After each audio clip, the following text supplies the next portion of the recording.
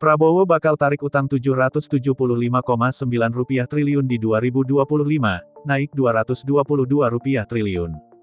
Presiden terpilih Prabowo Subianto bakal menarik utang baru senilai Rp775,9 triliun di tahun 2025 untuk membiayai sejumlah program di Anggaran Pendapatan dan Belanja Negara (APBN). Hal ini tercantum dalam buku 2 Nota Keuangan RAPBN 2025.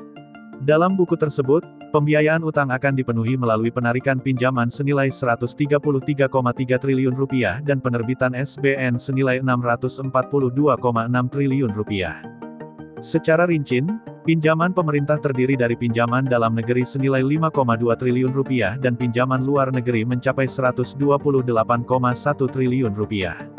Instrumen pinjaman akan lebih banyak dimanfaatkan untuk mendorong kegiatan atau proyek prioritas pemerintah.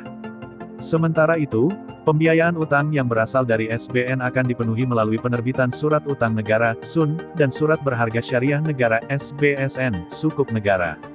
Pemerintah mengatakan pengelolaan utang tahun depan diarahkan sebagai sarana untuk mendukung pengembangan pasar keuangan domestik.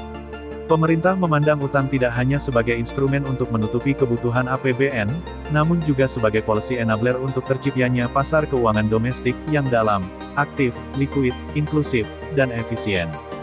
Batasan rasio utang 60% terhadap PDB dan defisit APBN 3% terhadap PDB merupakan cerminan disiplin fiskal agar utang pemerintah aman dan terkendali, tegas pemerintah.